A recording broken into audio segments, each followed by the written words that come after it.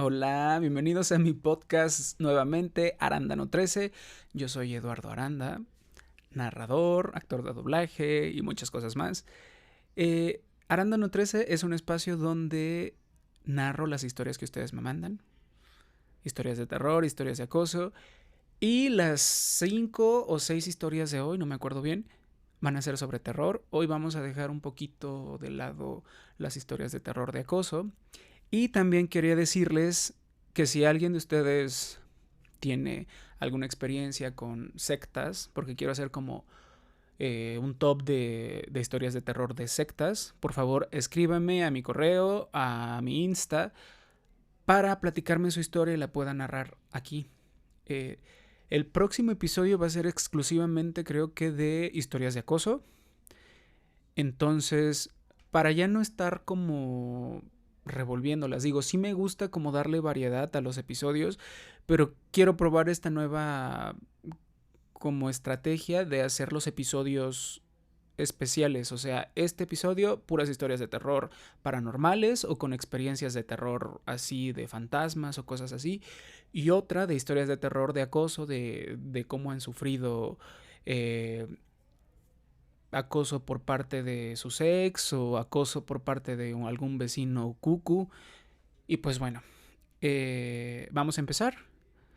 No se les olvide suscribirse, activar la campanita, dejar comentarios. De verdad, la interacción en los comentarios me ayuda muchísimo. Tengo mis redes sociales, Instagram, Facebook, TikTok. Recuerden que este espacio es exclusivamente para narrar todas las historias que ustedes me mandan. ¿Ok? Bueno, entonces vamos a empezar con la primera historia. Venga. Historia 1. Me llamo Azul. Soy originaria del estado de Oaxaca. Mi historia comienza aproximadamente cuando tenía 14 años y estaba en la secundaria. Sinceramente yo nunca fui de creer en cosas paranormales ni en seres de otros mundos. Sin embargo, me acuerdo perfectamente de aquel mes de octubre. Siempre he vivido con mis papás, hasta hoy. Anteriormente mi casa tenía un cuarto pegado a la sala. Ese cuarto la mayoría de las veces se mantenía abierto porque ahí se guardaba el ropero de mis padres y algunas cosas que ocupaban con frecuencia. Casi nunca lo cerraban, inclusive en las noches permanecía abierto. Quiero recalcar que octubre siempre ha sido un mes inquietante para mi familia, porque sienten la casa triste. A mi madre nunca le ha gustado porque según los cuentos de aquí, si sientes un ambiente triste en octubre significa que hay almas pasando alrededor. Y bueno, como dije, yo no creía en nada de eso, hasta ese día que vi aquella sombra. Recuerdo perfectamente que eran como las 11 de la noche. Yo tenía ganas de ir al baño. En ese entonces dormía en una hamaca colgada cerca del cuarto que mencioné antes y justamente el baño estaba enfrente de ese cuarto. Me paré tranquila y me fui al baño con normalidad, pero al pasar junto al cuarto noté una sombra que provenía de dentro como si alguien estuviera ahí. La sombra tenía la forma de un señor con sombrero, que traía una camisa de mangas largas y un pantalón. No se le veía el cuerpo entero, solo desde la cabeza hasta más o menos las rodillas. Al principio creí que era mi papá buscando algo, ya que en ese cuarto se dejaba una lámpara pequeña que iluminaba casi todo el interior. Así que no le di importancia, no me asomé ni pregunté nada, solo seguí al baño y después me acosté de nuevo en la hamaca, convencida de que era mi papá. Esa misma noche desperté otra vez, eran como las 2:30 de la madrugada. Tenía sed, me levanté por un vaso de agua y al mirar hacia el cuarto la sombra seguía ahí. Era el mismo señor con sombrero, igual que antes. Me quedé quieta unos segundos pensando que a lo mejor era mi papá, pero entonces razoné que ya era muy tarde para que siguiera ahí.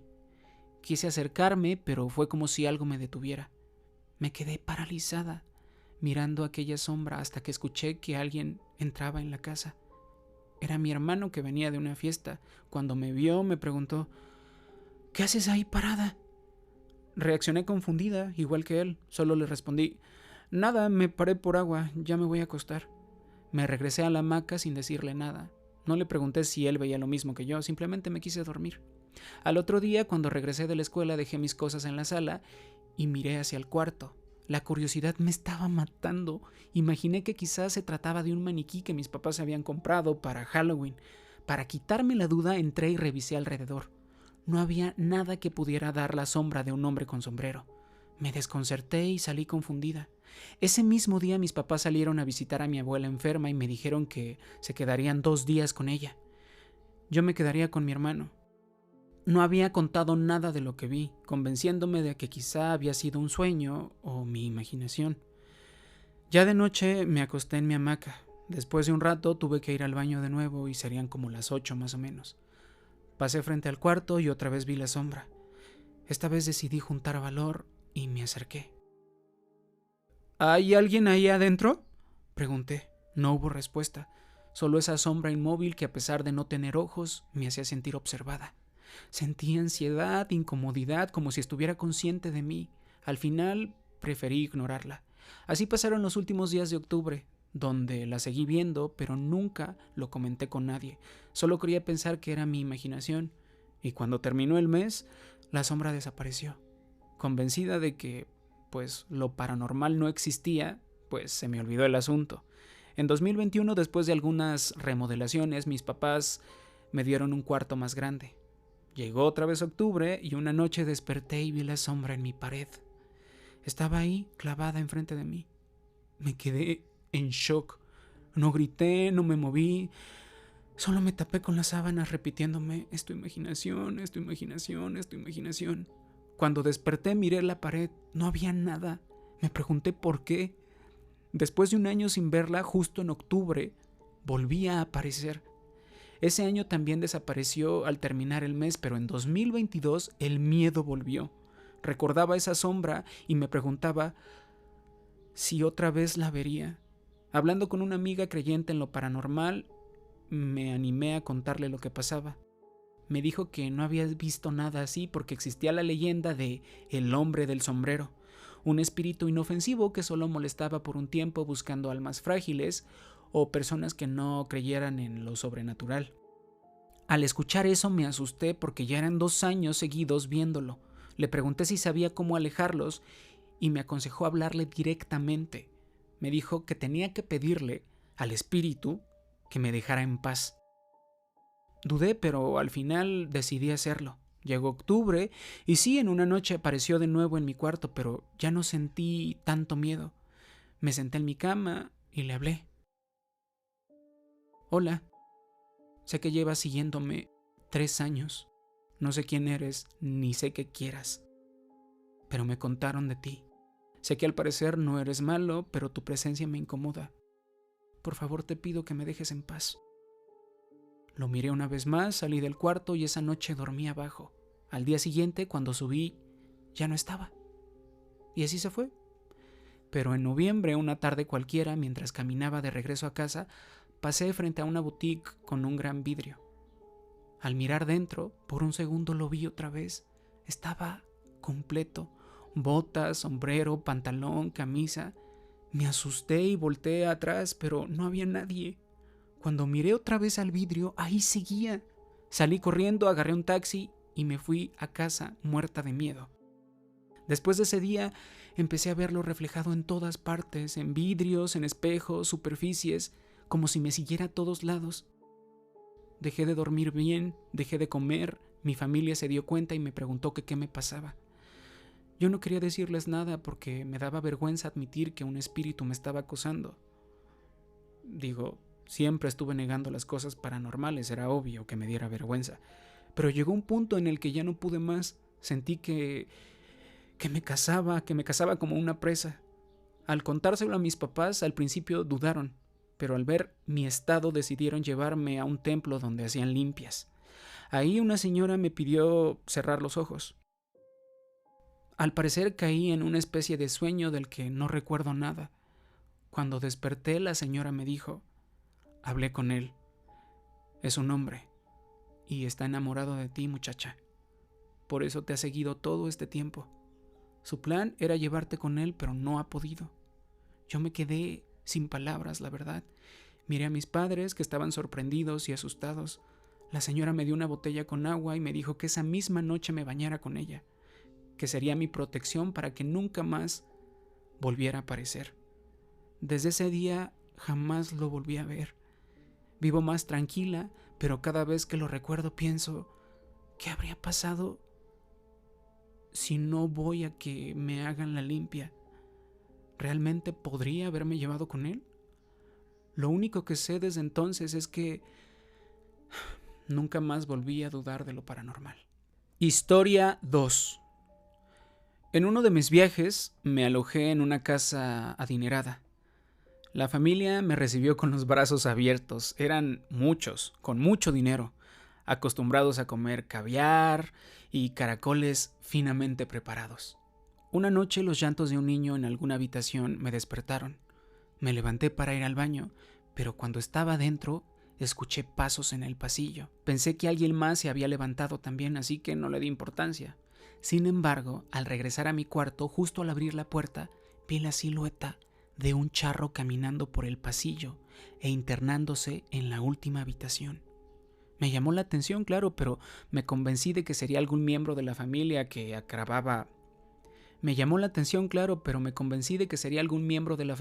acababa de llegar del trabajo. Sin prestarle más atención, regresé a dormir. Al otro día me levanté tarde. Cuando bajé a desayunar, la familia ya había comido. Me senté solo, esperando a que la señora de la cocina me preparara algo. Mientras esperaba, no podía quitarme de la cabeza lo que había visto la noche anterior. Esa figura de charro entrando en el último cuarto. La señora, como si me leyera la mente, me preguntó: ¿durmió bien, joven? Lo noto pensativo. Esa pregunta me animó a contarle lo que había pasado. Imaginé que sería una simple anécdota, pero al terminar de hablar, la mujer sonrió y me dijo: eso que usted vio fue la estatua del charro, joven. Confundido, le pregunté: ¿a qué se refiere con la estatua del charro? Ella me respondió: cuando termine de comer, joven, me gustaría mostrarle algo. Su respuesta despertó aún más mi curiosidad. Me apresuré a desayunar y apenas terminé, la señora me pidió que la siguiera. Caminamos por la casa y pude apreciar lo enorme que era por dentro. Escaleras de caracol, fuentes, habitaciones interminables, candelabros, jarrones, decoraciones por todas partes. Finalmente llegamos a la habitación. Me pidió entrar y lo que vi me dejó helado. Frente a mí se alzaba la misma figura de la noche anterior, una estatua de bronce de cuerpo completo de un señor ya mayor vestido de charro, alto, robusto, con una sonrisa en el rostro y el porte de quien tuvo una buena vejez. Un escalofrío me recorrió todo el cuerpo. La señora me tranquilizó y me dijo: joven, le presento a don Mario, el charro. Me llamó la atención que la estatua no miraba hacia la puerta por la que habíamos entrado, sino que apuntaba con su mano derecha hacia otra puerta que daba al pasillo de las habitaciones. La mujer me pidió salir. Vámonos, le voy a contar quién era don Mario, pero no aquí adentro. Me pregunté por qué, pero ya estaba abriendo la puerta. Regresamos a la cocina y ahí comenzó su relato. Don Mario había sido un hombre alegre, bromista, amante de la música y de sus nietos, a quienes consentía cada vez que podía. Cuando murió, la familia decidió mandarle erigir una estatua de bronce a tamaño real, con sus cenizas guardadas en la base. Así estaría presente para siempre. Ese día tuve que salir a hacer unas diligencias, pero quedamos en seguir la conversación. Más tarde, cuando regresé, la lluvia caía con fuerza. La señora me recibió con amabilidad. Me cambié de ropa y bajé a la sala para mirar la tormenta por la gran ventana. Ella llegó con una bandeja de café y galletitas. Reciba esto, joven, para que se caliente.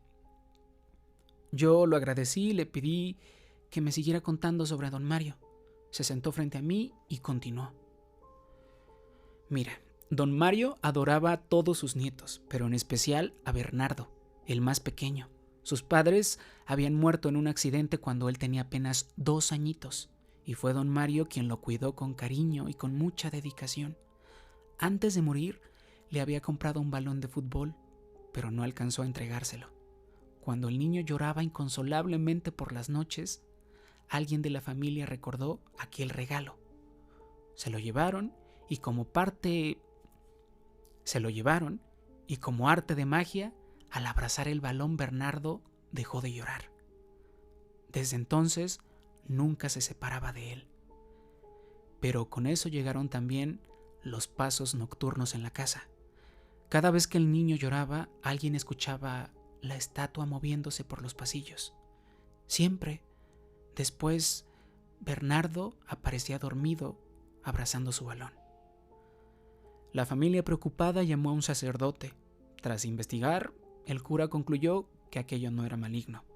Era el alma de don Mario que se había ligado a la estatua y al balón. No podía descansar porque tenía la misión de consolar a su nieto. Más que un espectro, era un guardián.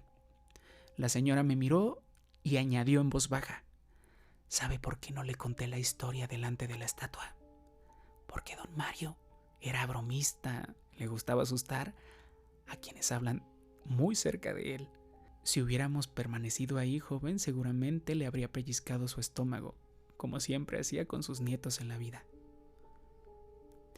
Si hubiéramos permanecido ahí, en el cuarto, seguramente le habría pellizcado el estómago, joven, como lo hacía con sus nietos en vida. Luego me lanzó un reto. Si no me cree, vaya mañana con alguien que no sepa nada. Platique con él en la habitación de la estatua del charro. Si tiene valor, le diré el secreto para ganarse su respeto. Aquella noche cenamos en familia. En la mesa estaban todos: la señora dueña, sus hijos, nueras, nietos, y al final el pequeño Bernardo con su balón de fútbol entre las manos. Al verlo confirmé que la historia era real. Al terminar, busqué de nuevo a la señora de la cocina. Ella, mientras lavaba los platos, me dijo sin volverse: ¿se decidió, joven? Me explicó que al día siguiente vendría el jardinero. Él no sabía nada. Yo debía entrar con él a la habitación de la estatua y esperar a que ocurriera. Cuando la estatua lo pellizcara, mi misión sería reírme, tal como lo hacía la familia, para que lo soltara.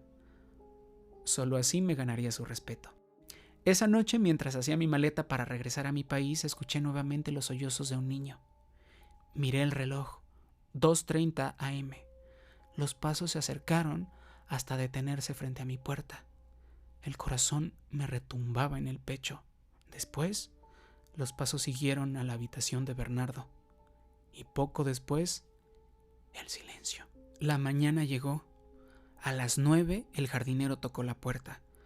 Lo llevé a la habitación de la estatua. Estaba ahí, igual que siempre, con su sonrisa de bronce y el brazo extendido. El hombre tomó los utensilios de jardinería que alguien había colocado en un rincón, pero yo lo retuve con preguntas para prolongar la estancia. Y entonces sucedió. La estatua comenzó a tambalearse, giró lentamente y pellizcó al jardinero en el estómago. El pobre gritó aterrado. Yo, paralizado, recordé las palabras de la señora. Tenía que reír, el miedo me trababa la mandíbula, pero reuní fuerzas y solté una risa fuerte, natural. En ese instante la estatua soltó al jardinero, que salió huyendo despavorido. Don Mario entonces giró hacia mí. Extendió el puño, invitándome a chocar el mío. Lo hice, y al instante volvió a su posición original. Ya me había ganado su respeto. Salí temblando. En la cocina la señora ya me esperaba con un vaso de agua. Sonrió y me dijo: ahora ya no es un extraño, joven. Para don Mario, usted es parte de la familia. Ese mismo día me despedí. Antes de irme, Bernardo me dijo adiós con la mano, aferrado a su balón. La señora de la cocina me sonrió con su complicidad. Lo esperamos pronto, joven. No sé si la casa, sus habitantes y la estatua del charro sigan ahí. Solo espero que quienes lleguen después tengan el valor suficiente para enfrentarse a la mirada eterna de don Mario, el charro de bronce. Historia 3. Esto me pasó hace casi 10 años, cuando tenía 18 y buscaba trabajo después de terminar la prepa. Como vivía en un pueblo pequeño, no había muchas opciones, así que acepté la primera oportunidad que se me presentó: trabajar en una farmacia. El único detalle era que había turnos nocturnos, pues la farmacia estaba justo al lado del único hospital del pueblo, y muchas personas llegaban de madrugada a comprar medicamentos. Los demás trabajadores decían que en la noche era tranquilo. Además, siempre estábamos 2 personas en el turno y podíamos turnarnos para dormirnos un rato. Me pareció buena idea, En esa misma época también había entrado a trabajar una muchacha llamada Laura, apenas unos años mayor que yo. Como ambas éramos nuevas, normalmente nos asignaban con empleados experimentados, así que nunca coincidíamos en turno, hasta que un compañero me pidió cubrirlo y sin saberlo, acepté vivir la noche más aterradora de mi vida. En la farmacia atendíamos por una ventanilla alta, protegida con cortina metálica. Para poder entregar los medicamentos usábamos un banco y nos subíamos a él, lo cual servía de seguridad. Casi ningún cliente alcanzaba a mirar por encima hasta que, de repente, un hombre muy alto asomó la cara por ahí y tocó suavemente el cristal a la 1 de la madrugada. Laura dormía en ese momento y me tocaba a mí atender. Admito que su rostro me asustó desde el primer instante. No solo era demasiado alto, mucho más que cualquier cliente que hubiese visto, sino que sus ojos estaban rojos, inyectados de sangre. Traté de tranquilizarme. A veces los familiares de pacientes venían llorando o cansados y no era raro verlos así a esas horas. Respiré hondo, me acerqué y abrí la ventanilla. Le pregunté que qué necesitaba. No respondió, solo me miraba fijo, pero no a mí. Miraba hacia atrás, a donde estaba Laura dormida sobre un estante. Me recorrió un escalofrío cuando regresé la vista hacia él y vi que se llevaba un dedo a los labios, pidiendo silencio. Intenté volver a hablar, pero mi voz salió temblorosa. Quizá hablé demasiado fuerte porque Laura se despertó y me preguntó si estaba atendiendo a alguien. Cuando las dos volteamos hacia la ventanilla, el hombre ya no estaba. Le conté lo que vi y ella también se asustó. Decidimos mantenernos despiertas el resto del turno. A las 4 de la mañana, el sueño me vencía. Fui al baño a echarme agua en la cara y cuando salí lo vi de nuevo. Estaba ahí, sonriéndole a Laura mientras ella le entregaba una botella de agua de las que vendíamos. Me quedé helada. Se veía distinto, casi otra persona, al punto que dudé si era el mismo. Laura estaba sobre el banco cuando de pronto gritó. El hombre la había agarrado de la mano y la jalaba con una fuerza brutal hacia afuera de la ventanilla. Corrí y la sujeté de la cintura para jalarla hacia adentro, pero él no la soltaba. Ella lloraba de dolor y cuando al fin la liberó, vi horrorizada que le había hecho cortes en el brazo tan profundos que apenas podía moverlo. Me quedé inmóvil hasta que escuché un sonido metálico afuera. El hombre estaba golpeando la cortina como si clavara algo filoso contra ella. Eso me devolvió a la realidad. Llamé a la policía, a mis jefes, a la ambulancia, a todos.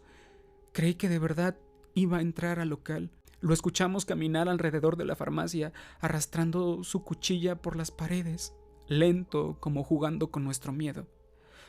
Recordamos entonces que había una ventana trasera que casi nunca se usaba y estaba cubierta por un estante, pero no era difícil de forzar. Corrí a empujar el mueble contra la ventana con todas mis fuerzas y cuando llegué, él ya estaba ahí, parado, afuera mirándome.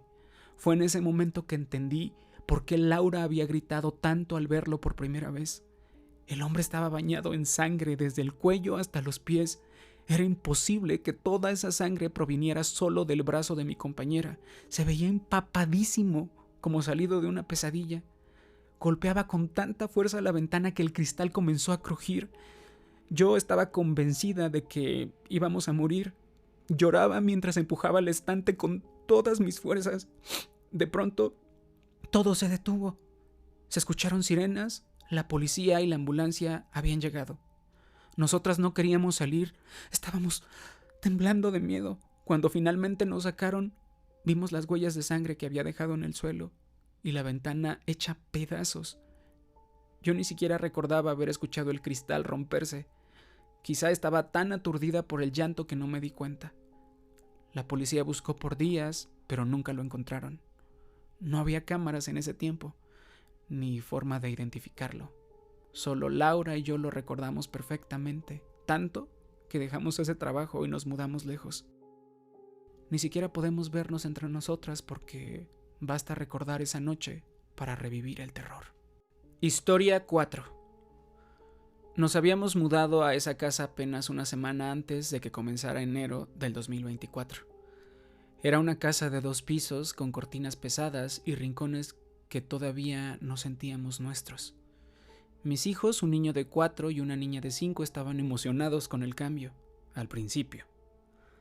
Desde la primera semana, mi pequeño empezó a decir cosas muy extrañas. Decía que sus juguetes desaparecían, que alguien se los escondía. Una tarde, mientras buscábamos el control de la tele, me dijo algo que me heló la sangre.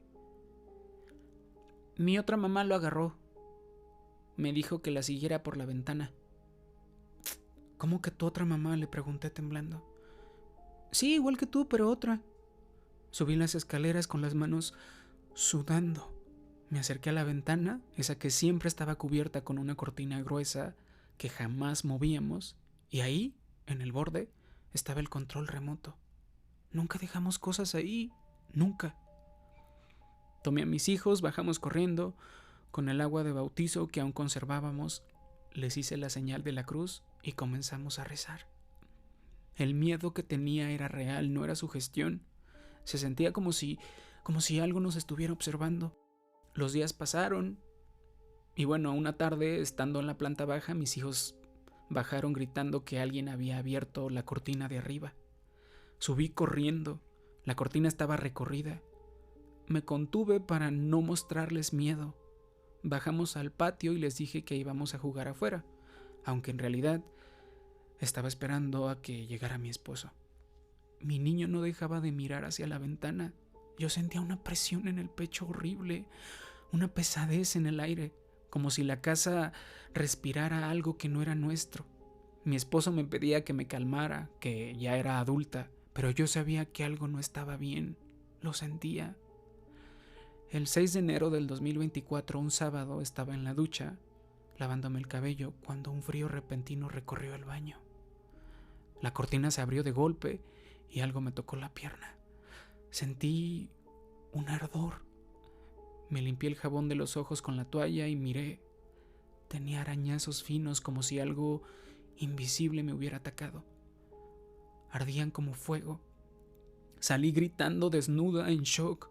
Mi esposo subió corriendo y al ver mi pierna se asustó.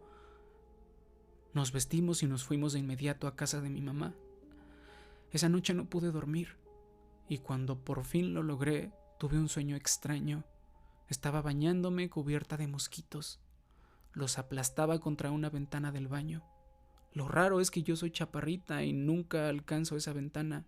Eran muchísimos y al final me vi a mí misma, como si me observara desde fuera. Al otro día fuimos a misa, le conté todo al sacerdote y aceptó bendecir la casa. Entró al baño, cerró la puerta y bueno, yo ya le había contado lo del sueño. Cuando salió, me miró serio. Había mosquitos aplastados en la ventana. Y tú no alcanzas esa parte ni con la cabeza. No hay forma. Me temblaban las piernas. El sacerdote me explicó que los niños abren portales y que si yo creo en esto, algo puede entrar. Me advirtió que nunca buscara el significado de lo que me pasó, porque podría abrir una puerta que no se puede cerrar. Desde entonces yo voy a misa cada domingo. Mi hijo ya no ve cosas y yo a veces siento sombras, pero rezo, me distraigo, las ignoro. Aunque siempre me quedé con la duda, ¿qué eran los mosquitos? ¿Quién era la otra mamá? Me atacó porque quería llevarse a mi hijo, le evité, abrí la puerta. Nunca lo voy a saber, solo sé que desde ese día ya no soy la misma. Guardé fotos que me tomé al día siguiente del ataque. La imagen no se ve muy clara, pero quería tener alguna prueba por si desaparecían. Lo que sí puedo decir es que las heridas no cicatrizaron normal, ardían demasiado. Hasta este momento es la primera vez que lo cuento. Siempre tuve miedo de que pensaran que estoy loca. Pues bueno, espero que les hayan gustado mucho las historias. Estuvieron un poquito más intensas. Recuerden, si tienen historias o alguna experiencia con sectas, por favor mándenme un correo o escríbanme a mi Insta. Las historias de acoso las sigo recibiendo, solamente que voy a hacer episodios específicos para eso, y las historias paranormales también. Si su historia está muy extensa, no se preocupen, ustedes mándenmela, ¿ok? No se les olvide suscribirse, déjenme comentarios de qué les gustaría ver en futuros episodios, qué tipo de temas. Ya me habían dicho de leyendas de cada país, sectas, el Área 51, el Triángulo de las Bermudas, pero pues acuérdense que también son historias reales, entonces no sé si haya gente en la audiencia que haya tenido una experiencia cercana a eso. Y pues bueno, muchísimas gracias por escucharme. No se les olvide suscribirse, activar la campanita. Soy Eduardo Aranda. Les mando un besote. Bye.